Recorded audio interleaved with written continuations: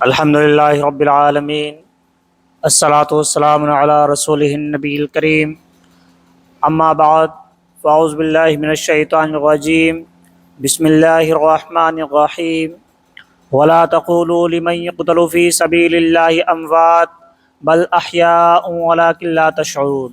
صدق اللہ العظیم۔ ایک مرتبہ بآواز بلند حضور صلی اللہ علیہ وسلم کی شان میں درود شریف کا نذرانہ پیش کریں، بلند آواز سے پڑھیں اللہم صلی علی سیدنا شفیعنا حبیبنا مولانا محمد مبارک وسلم، صلو علیہ الصلاۃ والسلام علیک یا رسول اللہ صلی اللہ تعالیٰ علیہ وسلم۔ اللہ تبارک و تعالیٰ نے قرآن مجید میں ارشاد فرمایا کہ جو لوگ میری راہ میں شہید کیے جائیں، یعنی جو لوگ شہید ہو جاتے ہیں میری راہ میں، انہیں مردہ مت کہو بلکہ وہ زندہ ہیں، بس تمہیں یہ سمجھ نہیں ہے کہ وہ کس طرح سے زندہ ہیں۔ اب جب اللہ تعالیٰ نے یہاں پر تمام شہداء کی بات کی ہے، اللہ تبارک تعالیٰ نے تمام شہداء کی بات کی ہے جو بھی اللہ کی راہ میں شہید کیے جائیں، اللہ کی راہ میں دین کی حفاظت کے لیے شہید کیے جائیں وہ بھی شہید ہیں، یا سرحد کی حفاظت کے لیے جو ایمان والے شہید ہوتے ہیں وہ بھی شہید ہیں، یا جو اسلام کے لیے جنگ لڑتے ہوئے شہید ہوتے ہیں وہ بھی شہداء ہیں۔ یعنی ہر شہید اللہ تعالیٰ فرما رہا ہے زندہ ہے۔ ایک اور جگہ پر اللہ تعالیٰ فرماتا ہے کہ ہم انہیں رزق بھی دیتے ہیں، جس طرح سے زندوں کو رزق دیتے ہیں اسی طرح سے ان شہداء کو بھی رزق دیا جاتا ہے۔ اس سے یہ بات معلوم ہوتی ہے کہ شہید کبھی مرتے نہیں ہیں۔ اللہ تعالیٰ فرما رہا ہے شہید زندہ ہیں۔ اب ظاہر سی بات ہے شہید زندہ ہیں، لیکن ہم کس طرح سے آج ان کی شہادت کا تماشا بنا رکھا ہے ہم یہ نہیں جانتے ہیں کہ حضرت امام حسین کربلا کے میدان میں کیوں گئے، ہم یہ نہیں جانتے ہیں، نہ یہ جاننا چاہتے ہیں کہ ان کے ساتھ میں کون تھا، ہم نے کبھی سیکھا ہی نہیں۔ ہمیں بس یہ معلوم حضرت امام حسین محرم الحرام میں شہید کیے گئے تھے، بس اتنا سمجھ لیا، سوچتے ہیں کہ ہمیں دین معلوم ہو گیا، پر حقیقت یہ نہیں ہے، بلکہ اس میدان میں اور بھی 72 لوگ تھے، شہید ہونے والے اور بھی 72 لوگ تھے، ان میں سے کسی کا بھی نام ہم میں سے کتنے لوگ جانتے ہیں؟ 2-4 ناموں کے علاوہ ہم نہیں جانتے کون تھے۔ نہ کبھی ہم نے یہ بات جاننے کی کوشش کی، نہ کبھی اس بات کو ہم نے سمجھنا چاہا کہ آخر ایسا کیا معاملہ آیا، ایسی کیا مجبوری آئی حضرت امام حسین کے لیے کہ وہ حج کا مہینہ چھوڑ کر، جس وقت وہ مدینہ منورہ سے نکلے تھے وہ حج کا ٹائم تھا، تمام لوگ حج کے لیے جا رہے تھے، اور حضرت امام حسین وہاں سے دوسری اور عراق کی طرف جا رہے تھے، یعنی جو کربلا کا میدان ہے کربلا میں جا رہے تھے، عراق کی طرف کے لیے روانہ ہو رہے تھے۔ آخر کیوں؟ ہم اس چیز کو نہیں سمجھنا چاہتے، جبکہ آپ کو یہ بات نہیں معلوم ہوگی کہ اس میدان میں حضرت مولا علی کے صرف ایک بیٹا شہید نہیں ہوا تھا، حضرت امام حسین علیہ السلام مولا علی کے بیٹے تھے، صرف ایک یہی شہید نہیں ہوئے تھے، بلکہ حضرت مولا علی کے اس جنگ میں 9 بیٹے شہید ہوئے تھے۔ کربلا کے میدان میں حضرت مولا علی علیہ السلام کے 9 بیٹے گئے تھے۔ آپ سوچیں ذرا، سب سے زیادہ نقصان اگر کسی کا ہوا تھا تو حضرت مولا علی کا، ان کی ساری نسل وہاں پہ قربان ہوئی تھی۔ آپ کے بیٹے حضرت امام حسین، آپ کے دوسرے بیٹے حضرت ابو بکر بن علی، حضرت عمر بن علی، حضرت عثمان بن علی، حضرت جعفر بن علی، یہ سارے حضرت مولا علی کے بیٹے تھے، اور یہ سارے کے سارے اس جنگ میں قربان ہوئے تھے۔ چاہتے تو یہ سب وہاں سے واپس جا سکتے تھے، کیونکہ ان میں سے حضرت عثمان بن علی اور حضرت جعفر بن علی کا ننھیال وہیں پر تھا، اور کچھ لوگ ان کے ننھیالی رشتہ دار جو یزید کی فوج میں شامل تھے، انہوں نے ابن زیاد سے کہا کہ علی آل علی کی، اولاد علی کو یہاں سے امان دے دی جائے، یعنی ان کے کچھ بیٹوں کو امان دے دی جائے۔ تو اس کے بعد میں ایک فرمان لے کر، ایک پروانہ لے کر وہ حضرت امام حسین کے خیمے میں پہنچے، کہنے لگے کہ اولاد علی میں سے ان کے 4 بیٹوں کو یہاں سے جانے کی اجازت دی جاتی ہے، وہ چاہیں تو یہاں سے جا سکتے ہیں۔ حضرت عثمان بن علی، حضرت جعفر بن علی، حضرت عمر بن علی نے اس پروانے کو پکڑ کر پھاڑ دیا اور ہواؤں میں پھینک دیا، کہنے لگے جب نواسۂ رسول کو یہاں سے جانے کی اجازت نہیں ہے تو ہم بھی یہاں سے جانے والے نہیں ہیں۔ لیکن اس بات کو ہم نے کبھی جانا نہیں، ہمیں پڑھنا ہوگا۔ محرم ماتم منانے کا مہینہ نہیں ہے، انہوں نے قربانیاں اس لیے نہیں دی تھی کہ ہم ان کی شہادت کا تماشا بنا دیں، انہوں نے قربانیاں دین کے لیے دی تھی تاکہ ہم دین کو سمجھیں، ہم تک دین پہنچ سکے۔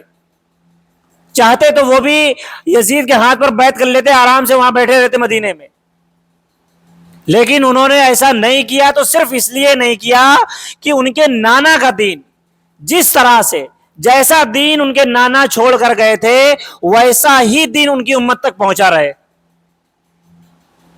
لیکن افسوس آج ہمارے حال پر ہوتا ہے کہ ہم ماننے والے تو حسین کے ہیں لیکن حرکتیں ہماری یزید والی ہیں۔ ایسا نہیں ہے کہ یزید مسلمان نہیں تھا، کہنے کو وہ بھی مسلمان تھا، وہ بھی کبھی کبھی نمازیں پڑھتا تھا، بس کبھی کبھی وہ بھی جوا کھیلتا تھا، وہ جوا کھیلتا تھا، آج ہم سٹے بازی کر رہے ہیں، وہ شراب پیتا تھا، آج ہم بیئر وسکی پی رہے ہیں۔ نام بدل دینے سے چیزیں نہیں بدل جاتی ہیں، جو چیز حرام ہے وہ حرام رہے گی۔ بات سمجھ میں آ رہی کہ نہیں؟ جو چیزیں اسلام میں حرام کر دی گئی ہیں، آج ہمیں افسوس ہوتا ہے، ہماری عقلوں پر افسوس ہوتا ہے کہ جو چیز اسلام نے سرے سے حرام کر دی، سرے سے حرام ہے، اس چیز کو ہم جائز سمجھ کر کرتے چلے آ رہے ہیں۔ صحیح مسلم کی روایت ہے، حضرت ابو سعید خدری رضی اللہ تعالیٰ عنہ شاید راوی ہیں، وہ بیان کرتے ہیں کہ حضور صلی اللہ علیہ وسلم نے فرمایا ہے کہ مجھے اللہ تعالیٰ نے اس لیے بھیجا ہے کہ میں شراب کو حرام کروں۔ شراب، جواں اور بانسری اور ربط یعنی تمام موسیقی کی چیزیں، ربط کہتے ہیں جو بجنے والے سامان ہیں، جو ساز یعنی ساز والے سامان رہتے ہیں، جو ڈھول تاشے ہو یا بانسری ہو یا گٹار ہو یا جتنی بھی چیزیں یہ ساز میں یا موسیقی میں آتی ہیں، وہ ساری چیزیں منع کر دوں، حرام کر دوں۔ یہ الفاظ کس کے ہیں؟ یہ الفاظ ہیں حضور صلی اللہ علیہ وسلم کے۔ اب جب بات یہ آ گئی کہ حضور صلی اللہ علیہ وسلم نے کہہ دیا یہ چیز حرام ہے، اب ہم کس بیس پر اس کو جائز کہہ رہے ہیں؟ چلو بھائی ایک بار کو مان لیتے ہیں کہ دف جائز ہے، ٹھیک ہے، ایک بار آپ کے کہنے کے حساب سے ہم نے مان لیا دف جائز ہے۔ کس لیے جائز ہے؟ سوال یہ بھی آئے گا نا کہ کس لیے جائز ہے؟ اور دف میں کوئی سر نہیں ہوتا تھا، کوئی تال نہیں ہوتی تھی، کوئی ساز نہیں ہوتا تھا۔ اگر وہ دف بجایا بھی گیا تھا کسی وجہ سے، کسی اعلان کے طور پر دف کا استعمال، چلو ٹھیک ہے آپ کی بات، ہم کو اگر کوئی کہنے والے کہیں کہ دف بجانا جائز ہے، مان لیا۔ دف میں بھی کوئی سر یا تال یا ساز نہیں ہوتا ہے، وہ صرف ایک اعلان کے طور پر بجایا جاتا ہے جس سے صرف کچھ کسی بات کی خبر دی جائے۔ آج ہم کس بات کی خبر دے رہے ہیں؟ ہم کس بات کی خبر دے رہے ہیں؟ حضرت امام حسین شہید ہو گئے، چلیے ٹھیک ہے، اس کے بارے میں ہم کیا جانتے ہیں؟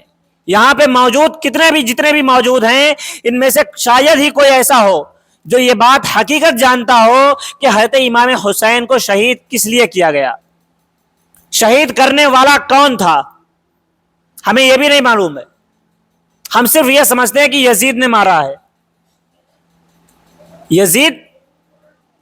یزید نے مارا، وہ صحیح ہے، لیکن یزید نے قتل نہیں کیا ہے۔ یزید کا ہاتھ ہے، سب کچھ یزید کا ہے، لیکن قتل کرنے والا کون ہے؟ ہم میں سے کتنے لوگ جانتے ہیں یہ بات؟ کوئی نہیں جانتے ہیں۔ ابن زیاد، شمر جوشن، ان لوگوں کے بارے، ان کے نام بھی آپ کو نہیں یاد ہوں گے، جبکہ حقیقت میں کربلا کے میدان میں یہی لوگ تھے ظلم کرنے والے۔ یزید بیٹھا تھا ملک شام میں، یزید کہاں پر تھا؟ ملک شام میں یزید بیٹھا ہوا تھا، ملک شام میں وہ حاکم بن گیا تھا۔ اس کے حکم سے ابن زیاد، عبید اللہ بن زیاد کوفے میں گیا تھا، وہاں پر حاکم بنا تھا۔ اس کے بعد اس نے اپنی فوج کو وہ وہاں کا حاکم بنایا گیا تھا، عبید اللہ بن زیاد۔ اس کے بعد عبید اللہ بن زیاد نے شمر جوشن کو کربلا کے میدان میں بھیجا تھا، کربلا کے میدان میں وہ بھی گیا تھا اور اس نے وہاں پر نائب بنایا تھا شمر جوشن کو۔ اب یہ قتل کرنے میں سب سے زیادہ جو اہل بیت کو قتل کیا گیا، اس کا ہاتھ تھا۔ اب یہاں پر ایسا نہیں ہوگا، کوئی ایسا نہیں کہا جائے گا کہ یزید کا ہاتھ نہیں تھا، بھائی ظاہر سی بات ہے قتل نہ کیا ہو، لیکن جس وقت بھائی ظاہر سی بات ہے اس کی حکومت ہے، تمہاری حکومت میں یہ جنگ ہو رہی ہے، تو اس کا سارا الزام، ساری ذمہ داری تمہاری رہے گی۔ اگر ایسا نہیں تھا تو وہاں پر یزید کی ذمہ داری بنتی تھی. اگر جو لوگ کہتے ہیں نا کہ اس میں یزید کا ہاتھ نہیں تھا، یزید مسلمان ہے وغیرہ وغیرہ، تو ان کو یہ بات بھی معلوم ہونی چاہیے کہ اگر یزید کا ہاتھ نہیں تھا تو اس نے عبید اللہ بن زیاد کو سزا کیوں نہیں دی؟ اس نے شمر جوشن کو سزا کیوں نہیں سنائی؟ بات سمجھ میں آ رہی کہ نہیں؟ اب وہاں پر یزید، حضرت امام حسین نے، ہم نے آپ کو پہلے بتایا، حضرت امام حسین نے اس کی بیعت کرنے سے انکار کیوں کیا تھا؟ ایسا نہیں تھا کہ وہ مسلمان نہیں تھا، وہ حضرت امیر معاویہ کا بیٹا تھا، نماز پڑھتا تھا، نماز چھوڑ بھی دیتا تھا، نماز کی پابندی نہیں کرتا تھا، شراب بھی پیتا تھا. اسی طرح سے جو ناچ گانا ہے، ناچ گانا وہ کرتا تھا. اب ظاہر سی بات ہے حضرت امام حسین علیہ السلام تک جب یہ بات پہنچی کہ یزید ناچ گانا کرتا ہے، موسیقی کرتا ہے، ڈھول تاشے بجواتا ہے، اب ان کے پاس یہ بات جب پہنچ گئی، اب ظاہر سی بات ہے جب کوئی حاکم یہ چیزیں کرتا ہے، جب کہیں کا راجا، کہیں کا بادشاہ یہ چیزیں کرے گا تو اس کے وزیر بھی یہ چیزیں ظاہر سی بات کریں گے. جب وزیر کریں گے تو وزیر کے ملازمین بھی کریں گے، جب وزیر کے ملازمین کرنے لگیں تو ظاہر سی بات ہے پورے ملک میں یہ چیز پھیل جائے گی. یہی چیزیں سوچ کر حضرت امام حسین علیہ السلام نے اس کی بیعت کرنے سے انکار کر دیا تھا، اور اس کے بعد یہ سارا معاملہ پیش آیا. آج ہم نے اس چیز کو تماشا بنا دیا. اب ہم نے آپ کو پہلے بھی بتایا ہے کہ مردوں کے لیے اسلام میں مہندی لگانا حرام ہے. بتایا کہ نہیں بتایا؟ آپ حدیث کی کسی بھی کتاب میں پڑھیں گے آپ کو مل جائے گا کہ اسلام میں مردوں کے لیے مہندی لگانا حرام ہے. تو ہم پھر کس طرح سے یہ کہتے ہیں کہ حضرت قاسم کی مہندی لگائی گئی تھی؟ ہم کس طرح سے کہہ سکتے ہیں؟ کیا آپ معاذ اللہ یہ کہنا چاہتے ہیں کہ حضرت امام حسن علیہ السلام کے صاحبزادے حضرت قاسم رسول اللہ صلی اللہ علیہ وسلم کی نافرمانی کریں گے؟ جو انسان اپنے نانا کا دین بچانے کے لیے خود کو قربان کرنے پہنچ گیا ہو، آپ کو لگتا ہے، آپ کی عقلوں میں یہ بات کیسے آ جاتی ہے کہ جو انسان اپنی جان قربان کرنے کے لیے صرف اپنے نانا کے ایک حکم پر، نانا کے دین کو بچانے کے لیے اپنی جان قربان کرنے چلا گیا ہو، وہ انسان کبھی اپنے نانا کی نافرمانی کرے گا؟ ہماری عقلوں میں یہ بات نہیں آتی ہے. یہ خرافاتی جو شاعروں کے ذریعے سے پھیلائی گئی ہے کہ آج مہندی ہے قاسم تمہاری، تو ہم نے سمجھ لیا کہ ان کے مہندی لگی تھی. ارے بھائی، ان کے یہاں شادیوں میں یہ رسمیں ہی نہیں ہوتی تھیں. آپ جب حدیث کی کتابیں اٹھا کر پڑھو گے نا، ایک بھی روایت، حضور صلی اللہ علیہ وسلم نے 11 شادیاں کی ہیں، آپ کے 11 نکاح ہوئے ہیں، کسی میں کوئی رسم نہیں ہوئی، نہ ہلدی، نہ مہندی، نہ سنگیت، نہ ڈھول، نہ تاشے، نہ بارات، نہ ولیمہ. صرف ولیمہ ہوتا، اس کے علاوہ کچھ بھی نہیں. حضور صلی اللہ علیہ وسلم جب بھی کوئی نکاح کیا، نکاح کا پیغام بھیجا، وہاں نکاح کا پیغام قبول کیا گیا، مسجد میں بیٹھے، وہیں پر نکاح ہو گیا، آپ نے خطبہ دیا، کھجوریں تقسیم کر دی گئی، وہیں پر اس کے بعد میں آپ نے ولیمہ کر دیا.